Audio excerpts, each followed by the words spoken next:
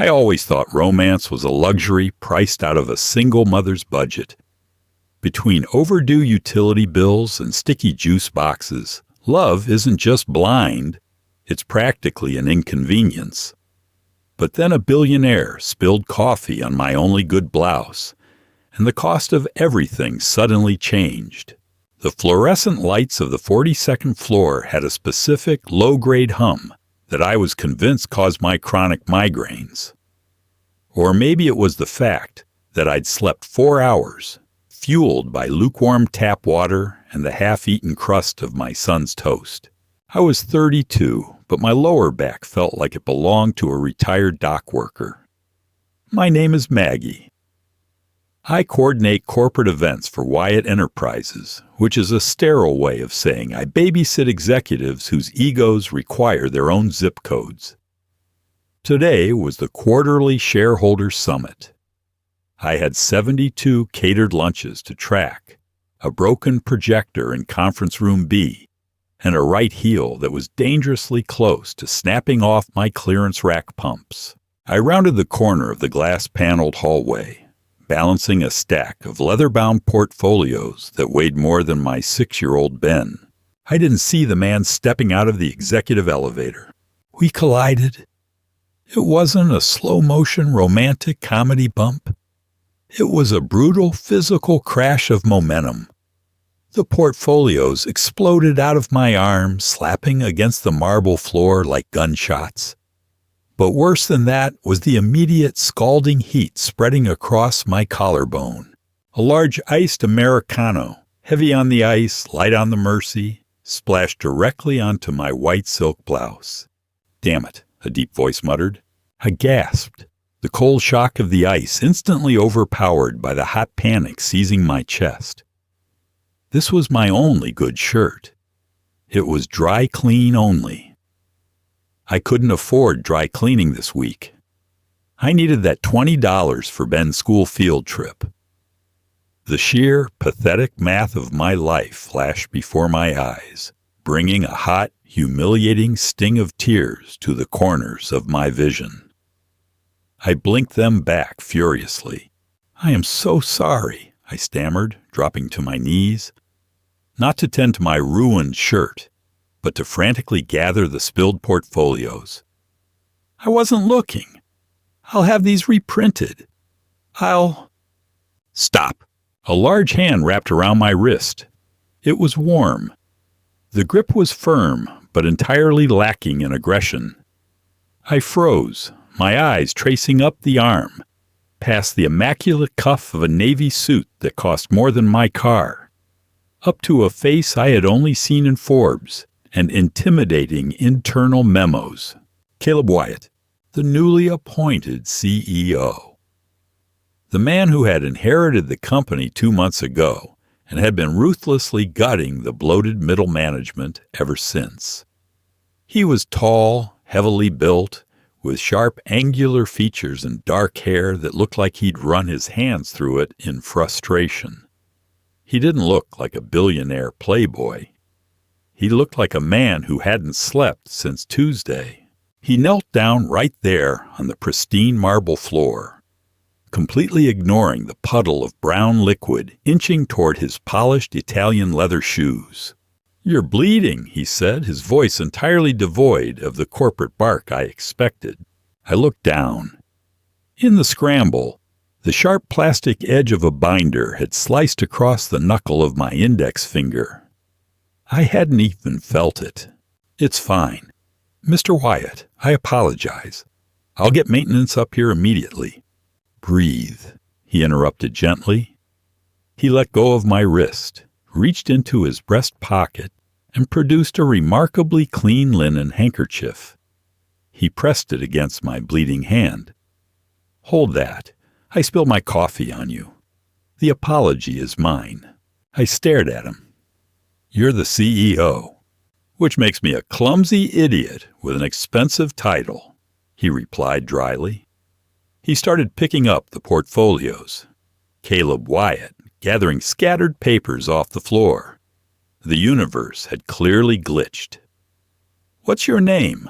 Maggie Cole, event coordination." Right. You're the one who salvaged the tech disaster at the Boston retreat last month, he said, stacking the folders neatly. He stood up, offering me his free hand. I hesitated, then took it. His grip was solid, pulling me up with an ease that made me feel painfully fragile. I immediately let go and crossed my arms over my chest, trying to hide the massive brown stain soaking through my blouse, clinging revealingly to my bra. Caleb noticed. His gaze flicked down, then immediately snapped back to my eyes, a muscle feathering in his jaw. He didn't linger. He didn't leer. He shrugged off his suit jacket. "Put this on," he said, holding it out. "Mr. Wyatt, I can't take your jacket. I have 70 people arriving in 20 minutes. And you can't greet them smelling like a roasted Colombian blend," he countered, stepping closer. He draped the heavy navy wool over my shoulders himself. It smelled like cedar and expensive, clean laundry. It swallowed me whole, falling past my hips. "Wear it. Charge a new blouse to the executive expense account. Tell accounting I approved it. They won't believe me." A slow, cynical smirk pulled at the corner of his mouth. "Then tell them to march up to the top floor and ask me themselves. They're terrified of me. They'll approve it." He handed me the stack of portfolios. "Have a good event, Maggie." He walked away, leaving me standing in the hallway, engulfed in his jacket, holding a bloody handkerchief. I didn't feel a sudden spark of magical romance. I felt exhausted. I felt hyper-aware of my cheap shoes and my messy bun. But for the first time in 6 years, someone had seen me struggling. And instead of adding to the load, they had picked up a piece of it. The problem with surviving a crisis is that the reward is usually just more work. By the time Friday evening rolled around, I was hollowed out.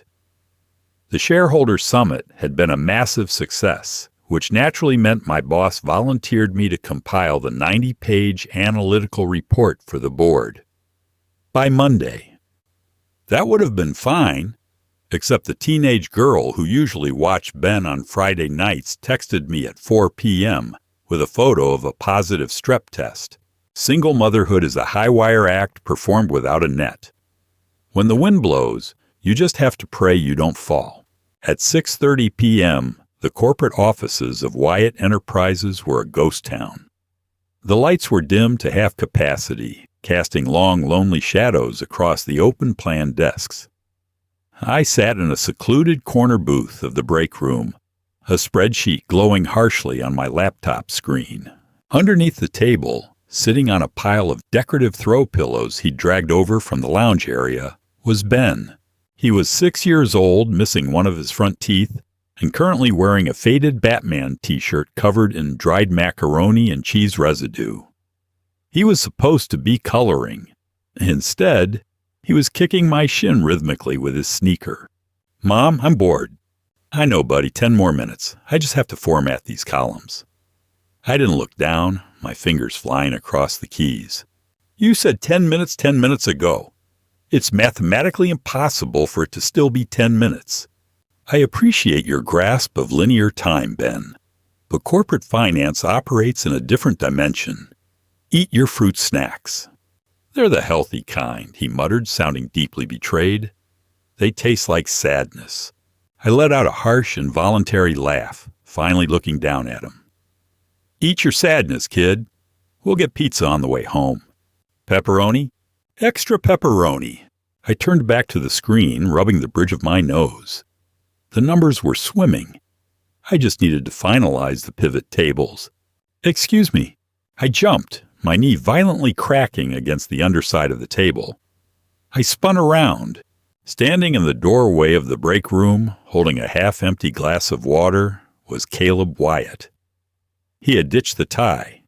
His top 2 buttons were undone, and the sleeves of his dress shirt were rolled up to the elbows, revealing forearms corded with tension. He looked at me. Then, he looked over the table, down at the floor, Ben stared back at him, holding a green, sad-tasting fruit snack halfway to his mouth. Silence stretched. It was thick, heavy, and suffocatingly awkward. This was a direct violation of company policy.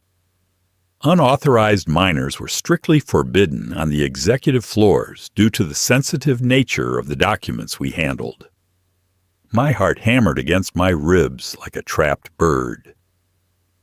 He's going to fire me. The coffee thing was a fluke. He's the ruthless CEO. I'm done. Mr. Wyatt, I said, my voice trembling despite my desperate attempt to keep it flat. I apologize. My sitter fell through. It was an emergency. I'm finishing the quarterly report, and I'll be out of here in exactly 5 minutes. Caleb didn't say anything. He walked slowly into the room. He didn't look angry, but his face was unreadable. A mask of pure stone. He pulled out the chair opposite me and sat down. He looked at Ben under the table. "What's your name?" Caleb asked. His voice was entirely normal. Not the high-pitched baby talk people usually inflict on children, just a man-to-man inquiry. Ben chewed his fruit snack slowly, evaluating the stranger. "Ben, are you the boss of my mom?" "I am," Caleb said. "She works too much," Ben stated matter-of-factly. "And you don't pay her enough for real fruit snacks." "Ben," I gasped, mortification washing over me like a hot shower. "Do not say that." Caleb actually laughed. It was a low, rusty sound, like he hadn't used it in a while. "He makes a fair point, Maggie. Corporate compensation packages often fail to account for adequate snack quality." He looked at my screen. "You're doing the quarterly analytics? Your boss was supposed to finish that on Wednesday." "He delegated it," I said carefully. "He pushed it off on you so he could leave early for his golf trip," Caleb corrected, his tone darkening slightly. He rubbed his jaw, looking at the glowing spreadsheet, then back at me. I looked terrible. I knew I did. The dark circles under my eyes were practically bruised into my skin. "Go home, Maggie," he said softly. "I can't.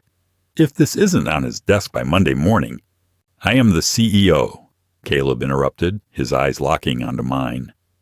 The intensity there made my breath catch. "I am telling you to shut the laptop. Take your kid home. Get some pizza." He glanced under the table. "Extra pepperoni, I believe." Ben grinned, missing tooth and all. "You're a good boss." "The jury is still out on that kid," Caleb said, standing up. He reached over and gently but firmly closed my laptop screen. The sudden darkness in the room felt intimate. "Go home. I'll handle your manager on Monday." I stared at the closed aluminum lid. I felt a dangerous, terrifying swell of emotion in my throat. I swallowed it down. I couldn't afford to be weak. I couldn't afford to rely on anyone. "Thank you," I managed to whisper. I grabbed my bag, hauling Ben out from under the table. As we walked toward the elevator, I looked back. Caleb was still standing in the break room, leaning against the counter, watching us go. The overhead light caught the exhaustion in his eyes. And for a fleeting second, he didn't look like a billionaire. He just looked lonely. 2 months passed.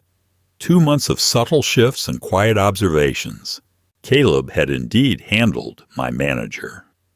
The man was suddenly very eager to do his own paperwork, and my workload shifted back to a manageable level. Caleb never mentioned the incident in the break room. But things changed. If I was working through lunch, a deli sandwich would mysteriously appear on my desk, courtesy of his executive assistant, who would wink and say, "Orders from the top."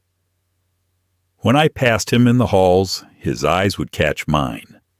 Just a fraction of a second longer than appropriate. A silent check-in that grounded me for the rest of the day. It terrified me. I had built a fortress around myself and my son. Bricks of cynicism, mortar made of exhaustion. I didn't have the emotional bandwidth for a man, let alone a man who existed in a stratosphere of wealth and power I couldn't even comprehend. Then came the Winter Charity Gala. It was Wyatt Enterprises' biggest public relations event of the year. The ballroom of the downtown hotel was transformed into a glittering expanse of crystal chandeliers, ice sculptures, and a guest list worth more than the GDP of a small nation. I was running point. By 10 p.m., my feet were bleeding. Not metaphorically. I could feel the blister on my left heel popping against the cheap synthetic leather of my shoes. I was wearing a black dress I'd bought at a thrift store and tailored myself on my kitchen table at midnight. It looked decent in dim lighting, but I felt like an imposter among the sea of custom Vera Wang and Tom Ford. I was standing near the kitchen doors, holding a clipboard like a shield, scanning the room. I saw him. Caleb was holding court near the center of the room. He wore a custom black tuxedo that fit him with devastating precision. He was laughing politely at something a senator's wife was saying, holding a tumbler of scotch. He looked commanding, untouchable. A sharp pang of reality hit me square in the chest. Look at him, I told myself. Look at where you are. Look at where he is. Maggie! The voice was directly behind me. I flinched, turning around. It was Brenda, the VP of Marketing. She was draped in sequins and a condescending smile. Brenda, do you need something? The silent auction closes in 20 minutes. She waved a manicured hand dismissively. No, the auction is fine. I just wanted to give you a friendly piece of advice. Her eyes did a slow, sweeping assessment of my thrift store dress. People are talking about you and Caleb. My blood ran cold. There is nothing to talk about. Oh, come on, sweetie. He moved your desk closer to the executive suite. He advocates for your projects. It's cute. He has a bit of a savior complex. She took a sip of her champagne. But don't get confused. Caleb Wyatt plays in a different league. He might find the whole struggling working mother thing endearing for a minute. A little charity case. But men like him? They don't take on other men's baggage. They buy brand new. The words weren't a slap. They were a slow twist of a serrated knife. Because they echoed the exact cynical poison I fed myself every night. Excuse me, I said, my voice eerily calm. I need to check the catering staff. I didn't go to the kitchen. I walked out a side door, down a carpeted hallway, and pushed open the heavy glass doors leading to the outdoor terrace. The December air hit me like a physical blow. It was freezing, the city skyline glittering coldly against the black night. I walked over to the stone balustrade, gripping the edge so tightly my knuckles turned white. I inhaled the icy air, trying to freeze the tears before they could form. I wasn't crying because Brenda was mean. I was crying because she was right. I was a mother first. I was damaged goods in the dating market. I had stretch marks, a bank account hovering near zero, and a 6-year-old who required 90% of my soul. I was exhausted. I didn't want to be a billionaire's temporary charity project. I couldn't survive that fall. The heavy glass door behind me clicked open. You're going to catch pneumonia. I didn't turn around. I recognized the deep, quiet timbre of Caleb's voice. The smell of cold air, expensive scotch, and cedar washed over me. I'm fine, Mr. Wyatt. Just needed a breath. I kept my back to him, staring out at the traffic below. He walked up beside me, leaning his forearms on the stone railing. He didn't look at the city. He looked at me. I thought we agreed to drop the Mr. Wyatt when we weren't on the clock. We are very much on the clock. You're shaking, he observed softly. He didn't ask.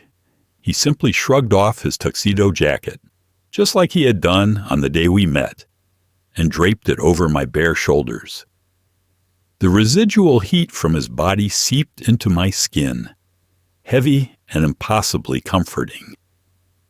I closed my eyes for a fraction of a second, just to absorb it, before the reality of my situation slammed back into me. I shrugged the jacket off, holding it out to him. "Don't." Caleb frowned, not taking the jacket. "Don't what?" "Don't do this. Don't play the white knight." My voice cracked, betraying the tight control I was trying to maintain. I dropped the jacket onto a nearby patio chair and took a step back, crossing my arms defensively. I appreciate the promotion. I appreciate the decent working hours. But you need to stop. "Stop what, Maggie? Looking at you?" He stepped closer, the polite corporate mask completely gone. His eyes were dark, intense, and tired of pretending. "Because I can't do that." "Yes, you can," I snapped, the frustration and fear boiling over. "You're Caleb Wyatt. You can have anyone in that ballroom. You can have women who don't buy their dresses at Goodwill, women who can spontaneously fly to Paris, women who don't spend their weekends cutting crusts off sandwiches and doing third-grade math. I don't want the women in that ballroom." "You don't know what you want," I yelled, the wind whipping my hair across my face. I didn't care about decorum anymore. The emotional dam had broken. "I am not a romantic adventure, Caleb. I am a 32-year-old single mother. I am drowning in debt. I am exhausted all the time. My life is messy and loud and complicated." I stopped, my chest heaving, the bitter, cynical truth scraping my throat raw as I finally said it out loud to him. "No one wants a single mom," I sighed, the fight draining out of me, leaving only a hollow ache. "They want the idea of saving one, but no one wants to stay for the reality." Caleb didn't flinch. He didn't offer a polite platitude. He didn't tell me I was wrong or beautiful or any of the bullshit lines men use to diffuse a crying woman. He simply closed the distance between us in 2 long strides. Before I could back away, his arms wrapped around me. He pulled me flush against his chest, burying my face against the crisp cotton of his dress shirt. It wasn't a gentle, tentative embrace. It was fierce. It was a lockdown. His hand came up to cradle the back of my head, holding me so tightly I could hear the heavy, rapid thud of his heart beneath my ear. I stiffened, trying to push away, trying to maintain my fortress, but he didn't yield.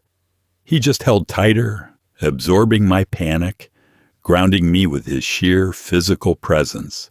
He leaned down, his mouth pressing against my hair, his voice rough and vibrating through my whole body.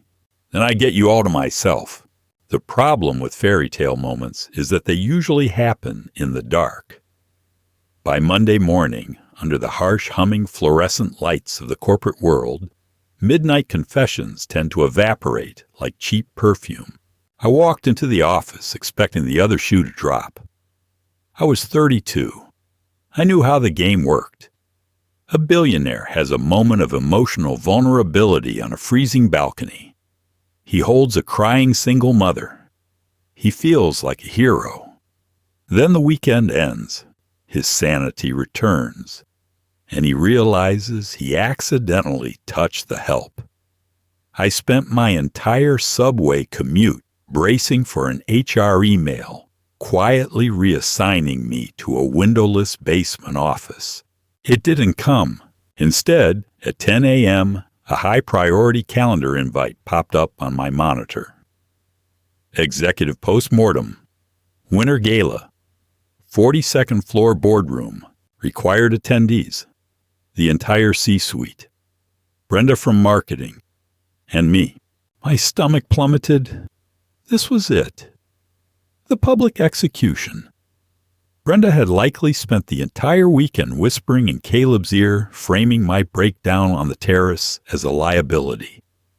I grabbed my tablet, smoothed down my sensible, off-the-rack skirt, and took the elevator up to the executioner's block. The boardroom was a sprawling expanse of mahogany and floor-to-ceiling glass overlooking the city skyline. The executives were already seated, a collection of tailored suits and expensive watches. Brenda sat near the head of the table, nursing a ceramic mug, projecting an aura of smug, untouchable confidence. Caleb sat at the absolute head. He wore a charcoal suit and a tie pulled perfectly tight. He didn't look like the man who had buried his face in my hair on Friday night. He looked like the apex predator of Wyatt Enterprises. When I walked in, his eyes flicked to me, just once.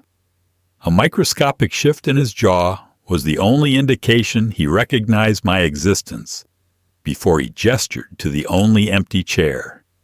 It was directly across from Brenda. "Let's begin," Caleb said, his voice entirely devoid of warmth. "The Winter Gala. The board is thrilled with the initial press coverage. I want to look at the internal numbers." Brenda sat forward, placing her manicured hands flat on the mahogany. "I'll take this, Caleb. Marketing really outdid itself this year. We pushed the envelope on the aesthetic. The ice sculptures, the custom lighting, it created an atmosphere that our high net worth donors couldn't resist. I think the team's vision was the primary driver for the record-breaking auction bids." She smiled, a sleek corporate baring of teeth. "Of course, logistics did their part in ensuring the mundane details were handled. But from a brand positioning standpoint, my department secured the win." I stared at my tablet. Mundane details, like negotiating the catering contract down by 20% so Brenda could afford her ice swans. Like bandaging my own bleeding heels while keeping the silent auction from short-circuiting.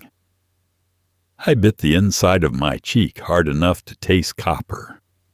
I wasn't going to fight. I couldn't afford to lose this job. "Aesthetic," Caleb repeated. He didn't sound impressed. He sounded dangerous.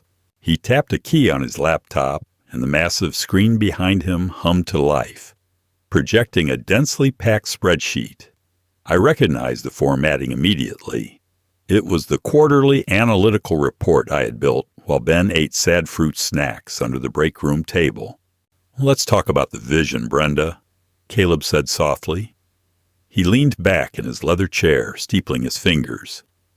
"Marketing went 32% over budget on the gala. You authorized expedited shipping for imported floral arrangements that died before the doors opened. You hired a secondary PR firm on retainer without board approval." Brenda's smug smile faltered. The color began to drain from her face. "Caleb, those were necessary expenditures for the tier of clientele we were—" "I am speaking," Caleb interrupted. He didn't raise his voice. He didn't have to. The silence in the room became instant and suffocating.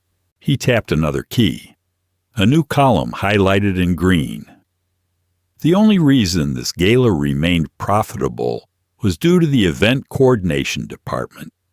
Specifically, the aggressive renegotiation of the vendor contracts, the elimination of third-party staffing fees, and a flawlessly executed timeline that prevented thousands in union overtime penalties. Caleb finally shifted his gaze. He looked directly at Brenda. "Marketing didn't secure the win. You actively jeopardized it to pad your portfolio. Event coordination dragged your department across the finish line." Brenda swallowed hard, her eyes darting nervously to the other silent executives. "I feel that's a mischaracterization of the workflow. The support staff simply executed my directives. Maggie Cole is not your support staff." Caleb's voice dropped an octave, hitting the room like a physical weight. The sudden use of my name made my breath catch. "She is the sole reason this company didn't bleed capital on Friday night. Furthermore, I have been reviewing the departmental communication logs." He paused, letting the terror of that statement sink in. In the corporate world, auditing communication logs was the equivalent of loading a shotgun. I have zero tolerance for executives who view their subordinates as collateral, Caleb continued, his eyes locking onto Brenda with surgical precision.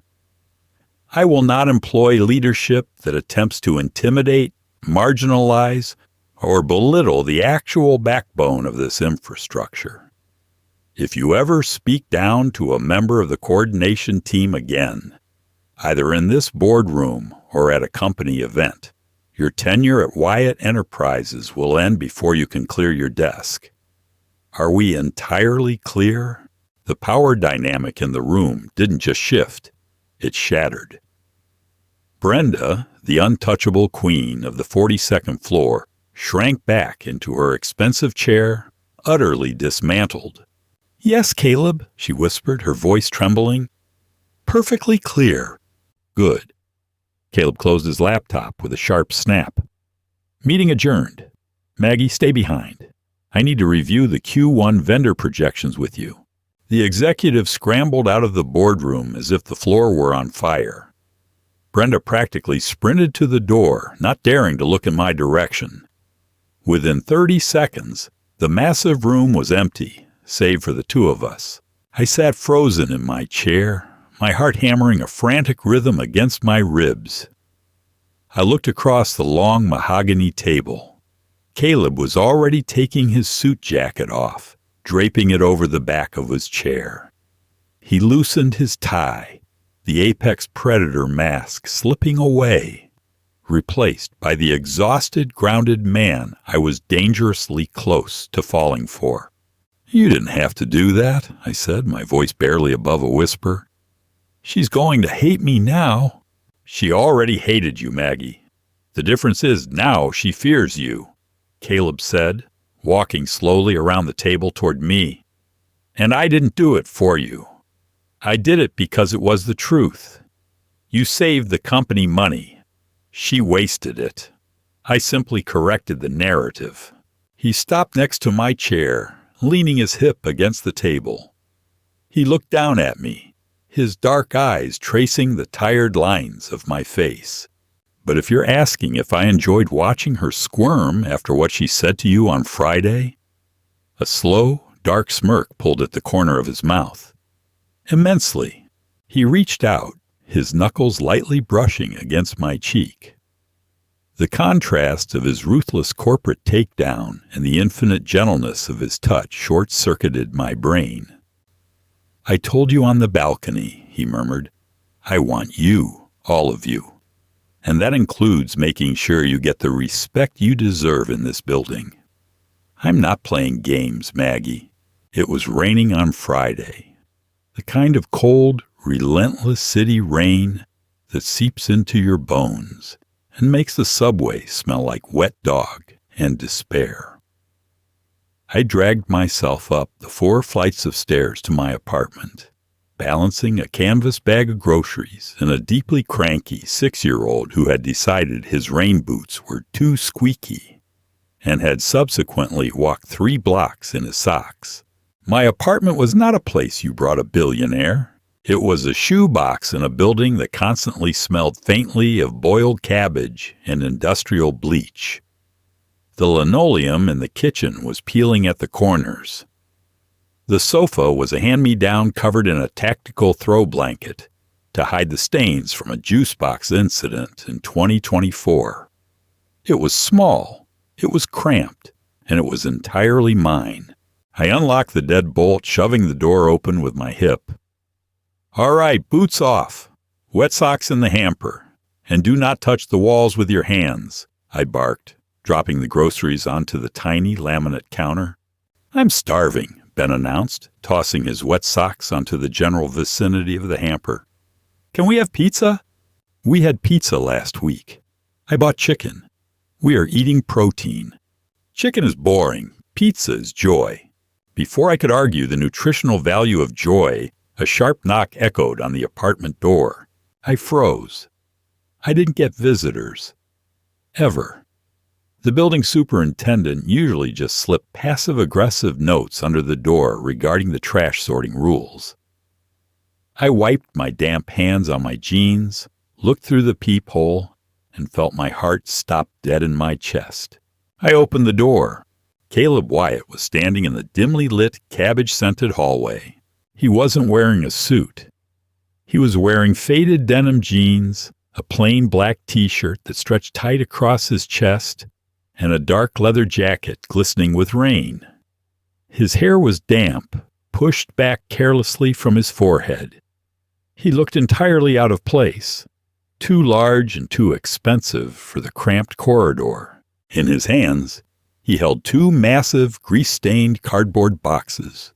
I figured the corporate compensation package still hadn't adequately covered dinner, Caleb said, his voice a low, warm rumble in the drafty hallway. Extra pepperoni, as requested. I stared at him, utterly paralyzed. How do you know where I live? You're an employee. I have your file. Also, I'm the CEO. I know everything. He offered a small, self-deprecating smile. Are you going to invite me in, or am I eating this in the stairwell? I stepped back mechanically, opening the door wider. Caleb walked into my apartment. He didn't do the thing wealthy people usually do when they enter poverty. He didn't do the slow, pitying scan of the room. He didn't flinch at the water damage on the ceiling or the lack of square footage. He walked straight into the tiny kitchen and set the boxes on the counter next to my raw, depressing chicken breasts. Ben sprinted out of the bathroom. Pizza. He skidded to a halt, staring at the giant man in our kitchen. His eyes went wide. Hey, you're the boss of my mom, the fruit snack guy. I am, Caleb said, shrugging off his wet leather jacket and hanging it over the back of a cheap wooden chair. And I brought a peace offering. Awesome. Ben didn't hesitate. He climbed onto a stool and flipped open the box. I stood in the center of the living room, feeling completely exposed. The fortress I had built was being dismantled brick by brick, and I was terrified of what would happen when nothing was left to protect me. Caleb, you shouldn't be here, I whispered, walking over to him. This is my real life. It's not a gala. It's not a boardroom. It's a fourth-floor walk-up with faulty plumbing. I know, he said simply. He didn't grab a plate. He pulled a slice of pizza straight from the box, folded it in half, and took a bite. He leaned against the cheap laminate counter, looking entirely at ease. I'm not looking for an escape, Maggie, he said softly, watching Ben happily devour his slice. I spend my entire life in sterile penthouses and curated events. My world is completely managed. Everyone wants something from me. Everyone is performing. He swallowed, his dark eyes finding mine, anchoring me to the floor. You don't perform. You bleed on your paperwork. You fight for your kid. You stand on freezing balconies and yell at me because you're terrified. This, he gestured around the tiny, cluttered apartment, this is real. This is the first real thing I've touched in years. I don't have time to date you, I blurted out, the cynical panic bubbling up. I wake up at 5 a.m. I do laundry on Saturday nights. I'm exhausted, Caleb. I don't have the energy to play the billionaire's girlfriend. I have baggage. A lot of it. Caleb set his half-eaten pizza down. He wiped his hands on a paper towel, his expression hardening with absolute resolve. He closed the distance between us, stepping into my space until the heat of his body radiated against mine. I'm a businessman, Maggie. I know exactly how to evaluate a long-term investment, he murmured, his hands coming up to cup my face. His thumbs gently brushed the dark, tired circles under my eyes. I don't care about your schedule. If you're doing laundry on Saturday night, I'll come over and fold it. If you're exhausted, I'll put Ben to bed and let you sleep. He leaned in, his forehead resting against mine. I closed my eyes. a shuddering breath escaping my lungs as the last wall of my fortress finally crumbled. "I'm not asking for the easy parts of you," he whispered fiercely. "I want the overtime.